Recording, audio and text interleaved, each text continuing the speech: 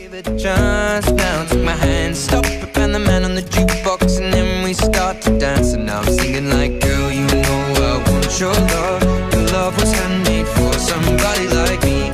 Come on now, follow my lead. I may be crazy, don't mind me, say boy. Hey everybody, it's me Ryan here. Today we're taking a look at this. Right here is the Logitech G29 Gaming Racing Wheel and Pedal Blast Shifter set. That's right, it's a ridiculous set coming from 2015, and we're going to find out today how good is it in 2020.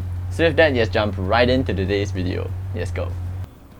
So starting with the price, it's $523 for an export set. Quite expensive, but still within the price range of what other driving sets would cost.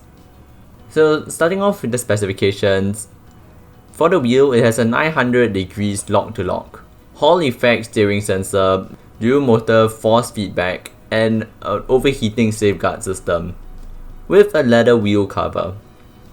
For the pedals, you have a non-linear brake pedal, carpet grip system which prevents it from slipping around the floor when you're pressing it, a textured heel grip so that you can anchor your shoes there better, and a self-calibrating system. For the shifter, you do get a typical 6-speed H pattern shifter with a push down to engage reverse gear. For the mounting, you have a typical type of mounting for your desk with additional mounting if you're say using a setup rig with a bucket seat and you can screw it in with 2 screws at the bottom. So for usability, it's quite simple, I'll say. The plug and play is really good. All you need to do is just plug in the cables. It's quite self-explanatory as the cables are already labeled below the wheel. Everything plugs into the wheel, and then from the wheel there's one power adapter for power and another one which is a USB cable to your computer. So it's quite simple, I'll say. All the cable management cutouts are there, so it's quite easy for you. And then after that, you just have to download Logitech G Hub that I'll link in the description down below, where you can adjust the sensitivity and rotation lock of the wheel. In games, I feel the realism is quite good, I'll say, depending on which game you're playing on, as this is a huge factor. Some games, the force feedback isn't very good. The force feedback is decent on games that it works well with, that will give you a decent fight with the wheel in order to prevent yourself from oversteering or just spinning out. Though there's a bit of a downside to this 5-year-old wheel already, as the gear system is using sometimes grinds a bit when you're fighting the wheel, so it takes a bit of the realism away, which I wish can be improved. Now for some important notes onto mounting and a few other things. Let's say you're mounting it to a table, I recommend you guys to get a really sturdy table, maybe something mounted to the wall, as if you do get a cheap one, you'll kind of like make your entire table shake and wobble, which isn't very ideal as it moves everything on the table. Then please also make sure that you're not using a rollable chair. As you press the brake pedals, you don't want to be pushing yourself away from the wheel and shifter at the same time.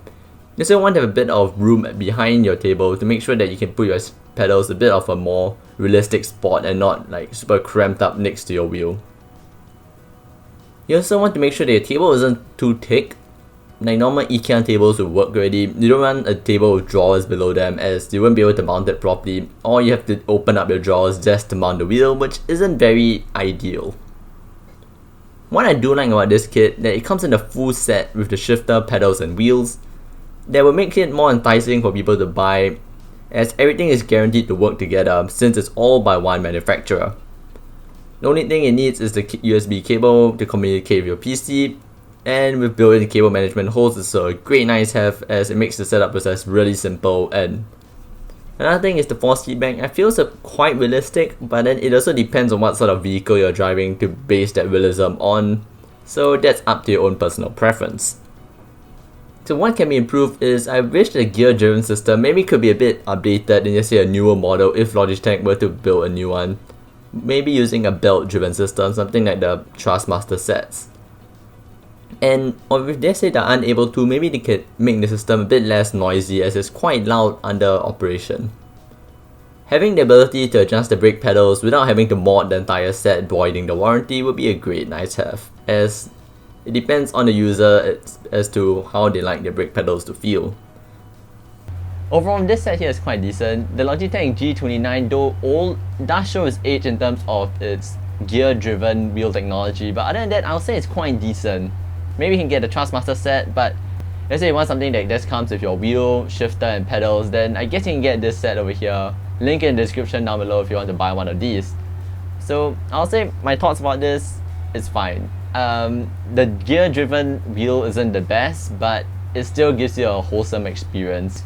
So with that, we have come to the end of the video. Leave a like, subscribe, share a comment down below, and I guess I'll catch you guys next time. Link for my cameraman will be in the description down below, as it's helping me a lot with this video and lending me his set. With that, bye.